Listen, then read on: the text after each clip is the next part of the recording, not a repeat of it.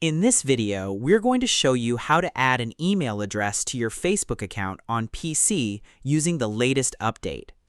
Adding an email address is an important step for improving your account security and making sure you receive important notifications. Let's get started. First, open Facebook on your computer and log in with your credentials. Make sure you are on your main page before continuing. Next, go to the top right corner of the screen and click on the downward arrow icon. This will open a drop-down menu. From the menu, select Settings and Privacy, then click on Settings. This will take you to your account settings page. Now, enter the Accounts Center and navigate to Personal Details. This is where you can manage your account information. After that, click on Contact Info, then select Add another email or mobile number.